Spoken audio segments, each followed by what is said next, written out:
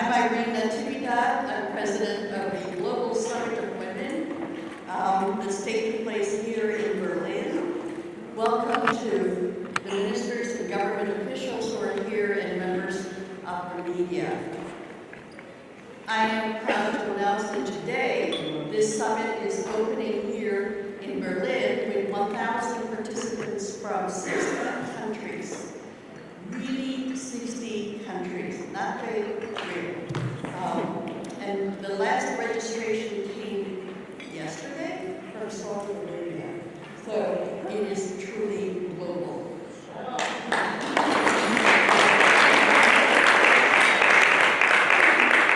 And as before, we are here to share what works in advancing women's economic equality.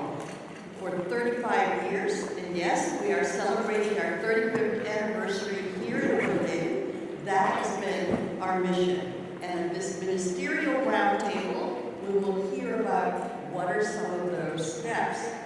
So I keep being asked by members of the press, why did you pick Germany? And the reason is simple. 40% of the current cabinet is female, and we have one of them here today, Minister Irene, from whom you will hear later, who has a big portfolio. Includes education, youth, seniors, and women, and what else did I miss? Family, a big portfolio, which of course all of those areas are those of most concern to women overall, so they all fit together. So the cabinet has a good number of women, but also what some of you may not know, Germany has a quota for women on corporate boards, so that its blue chip companies average 40% women on boards. It's one of the highest in Europe. The other, and equally important, it has a quota for women in senior management, and Germany was the first one worldwide to enact that law. Why is that important? Because you need a pipeline for future, to develop a pipeline for future members of boards as well as CEOs. Germany also has a pay equity oversight law in which annually companies have to report their journey on pay equity. It has great parental leave policies, and in general has a lot of laws that we can all learn from. I have to tell you, from the vantage point of the United States, we have none of those laws. And so it is really remarkable to be in a country where there are set state laws that enable women to grow, not just to be part of society as bearers of children, but also to participate in every facet of life. So, does that mean that Germany has totally conquered the whole issue of equality for women? No. No country has. And I'm sure Minister Irene would agree with me. But we can learn from what works from each other today, as well as Germany can learn from those that adheres not only at this round table, but all throughout this 3-day summit. We have to create that level playing field for women and recommit ourselves to it, because we have not globally reached that equity that we all dream of. So yesterday, we launched this Business Economic Forum for Women by releasing a report on where women are in the corporate leadership of the 500 largest companies in the world, the Fortune Global 500. And what did we find? Well, 30%, almost 30%, of board seats are now held by women globally in those largest companies. And in 2004, it was only 10.4%. So that's a threefold increase. And that is indeed significant progress, and we should applaud. Unfortunately, on the senior management side, the news is not so great. Only 21% are women. And it gets even worse when you look at CEOs of those companies, only 0.6%. So clearly, that glass ceiling remains in place. But there has been an upward tick on the area of women in corporate governance. But you know, I always say, let us not mistake progress for success. We are nowhere near it. And so, we need to keep going and keep fighting. But what the report did show is that the numbers for women's leadership goes upwards only when there is deliberate effort and exact initiatives to increase those numbers. In other words, women's rise to leadership is not natural given the challenges we face. We have to be intentional in terms of creating change for women, especially in leadership positions. And without it, without accountability, without metrics, it doesn't happen. So at this ministerial roundtable, hopefully we will see what other strategies may work. But one of the things we did discover, quotas work, targets work, shareholder pressure works. What doesn't work is inertia.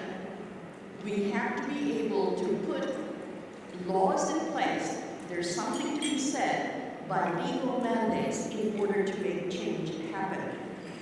There's also another area of growth outside of corporate leadership that I want to share with you, and that is women's entrepreneurship globally, which is now at 30%. And you say, oh, yeah, okay, so what? Well, small business is the backbone of every economy in the world, and women somehow are able to integrate themselves into creating small businesses without collateral, without sufficient funding, without know-how, without even mentors, let alone the support of family and friends. Now, in the U.S., 40% of SMEs, small and medium enterprises, are owned by women. And they employ 11 million people. And they generate $3.3 trillion worth of revenues yearly. That's not child labor. That's really very, very important. And I mention this to underscore that we have to count, number one. This is the argument for sex disaggregated data. What businesses are created by women? What are those created by men? And we have to measure. Until the Center for Women's Business Research, an NGO, came up with numbers like that 20 years ago, nobody paid attention. And then all of a sudden, when you break the numbers, the banks were listening. Small Business Administration all of a sudden is listening. So what we do, when I told you about the report we just issued, is we use data for advocacy. Because that is how government and business function. And if you have enough supporting data, or the lack, it also shows the lack of where we should be, then our arguments become even stronger. So, a major goal of ours has also been, of the summit this past 3.5 decades, is to introduce the global market to women. Because there are studies that show that small businesses, women-owned small businesses, grow 6 times faster if they do business outside the border, because domestic markets will remain small. And so I am happy to announce that at this summit, there is B2B, business-to-business sessions being conducted between Cambodian women entrepreneurs, 30 of whom will be brought by the Minister of Women from Cambodia, who you'll meet later. Her plane is landing late. As we speak, and they are doing B2B with German women entrepreneurs through Encourage Ventures, which is a women-owned venture fund. And at the same time, the 65-member Vietnamese delegation, led by their vice president, is doing a B2B with CASA, the This is exactly what we wanted the summit to be able to do. To create a platform that enables women to be active participants in the global market through the women who they meet, through the information, the practical information that we provide. This is how you make the global market, which everyone talks about, real. We women don't have access to it normally, okay? So what we try to do is to do precisely that. After this roundtable, there will be a session called Doing Business with Germany. And it's being led by someone from the Ministry for the Economy, as well as the President of German Industries, the Confederation of German Industries. Because what we want to convey is that Berlin and Germany as a whole is a very active international market that our women should know more about. Only that way can we somehow be able to open the doors to other alliances that can yield economic benefits. But knowing about the global market and having the hundreds of women in business, whether corporate or entrepreneurial, who are here today, grow, we need to be updated on the rapidly developing technologies that are already permeating our lives, our professional and personal lives. So that is why at this summit, we have integrated AI and other technologies from the opening plenary tomorrow to the close of it, from looking at intellectual property and AI and how we can protect that, to what is leadership development in the era of AI. This is so important. There was a recent New York Times article that concerned me, and they quoted CEOs of AI companies who said there will be job losses. That's the nature. The combination of AI and robotics will replace jobs. And the jobs that will go first are data-driven administrative jobs, and guess who handles that? Women. And so we have to inform women, they have to know about AI, they have to use AI, otherwise we are going to be left behind. The other challenge outside of technology that we are all facing, and the Minister from Lithuania pointed it out to me earlier, is the changing cultural and political climate in which all of us have to operate, that makes this quest for equity an uphill climb going forward. There is a reality of a rightward direction in many countries, including mine, and that comes with a much more muscular sense of leadership and authority. And it is something we should not only pay attention to, we have to create strategies on how to operate in that environment. There's also, unsurprisingly, at the same time as this rightward movement, a natalist movement. Do you know what that is? I found it out in the New York Times. It is to have more children. And Elon Musk said it concisely. He said the human race is headed towards extinction, so we need more babies. And you know what that means, right? In terms of women. That is why he has 14 children out of 3 women. It's not laughable, because really, when you look at it, Germany and Europe as a whole has 0 population growth. Japan is the same, South Korea is the same, increasingly China, and yes, even the United States.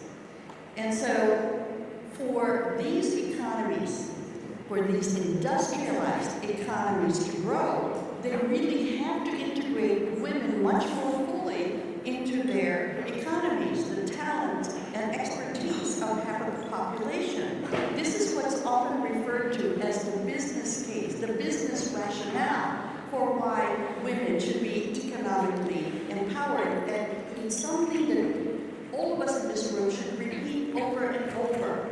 The question for women's economic equality is not a question of social justice. It is a question of economic growth for every economy in the world. I mean, it's really so clear and very simple. 2 earners make more money than 1. So there are hundreds of studies from Goldman Sachs to IMF to the World Bank to UN Women that show that more women in the economy means GDP rises, a company's productivity rises, a family's income rises, and also the community of which it is a part.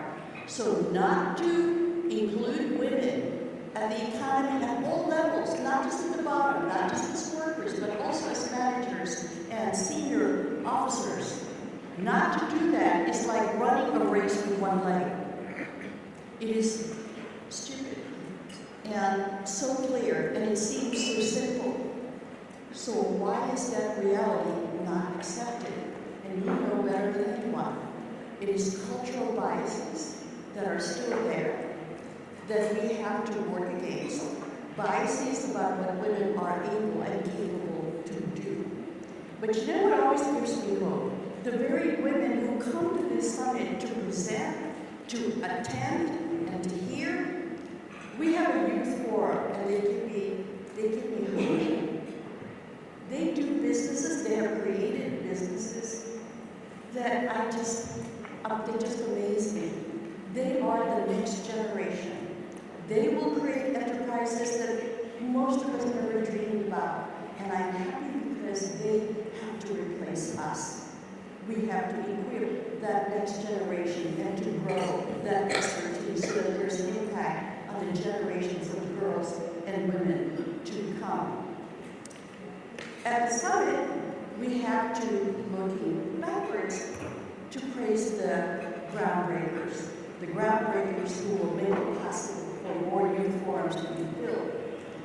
And so at the summit, we're proud to announce that we are giving the Global Women's Leadership Award to Christine Lagarde, who will be here tomorrow evening. I have known her since she was chairman of Baker McKenzie, the largest law firm in the world, then running into each other when she was head of IMF in Washington, D.C., where I live. And so excited when she was named president of the European Central Bank. She is a woman of firsts. But more than that, no matter what hat she wore, what leadership hat she wore, she always talked about women as an economic necessity for every economy. She says it over and over. And from her vantage point, her position, that is really important. The German Women's Leadership Award will go to Monica Schulz-Strello. She's the founder of an organization called FIDAR. It was the organization that pushed successfully for a quota for women on boards. And they monitor that progress by research yearly on how far the German companies are going. So she will be saluted as well tomorrow evening. So we are finally going to open the summit with this ministerial. And I have to tell you, I am so excited to hear from everyone in this room because you are the ones with the portfolios that can create profound change for women. Somebody asked me once, why do you have a ministerial and business economic forum for women? And I said, because one minister who passes a law that opens the door for women entrepreneurs, for women in corporate leadership, for women to be integrated in the economy is very important. So I said, there should be no lines between politics and business. We must support the women who hold those positions. And that's important for them to know, because there's this line, well, I'm not involved in politics. Well, at least I hope you vote. There should not be such a line. And those of you in government should appreciate what it takes for a woman to plow through the corporate leadership or the efforts to try to get a loan even for a small business, tiny businesses. So we try to cross over those lines. We will create change. You all have already created change, those of you in this room, but we cannot do it alone. More than at any other time, we women have to be together, because only together can we make change happen while the men are dividing up the world. Okay? So thank you for being here.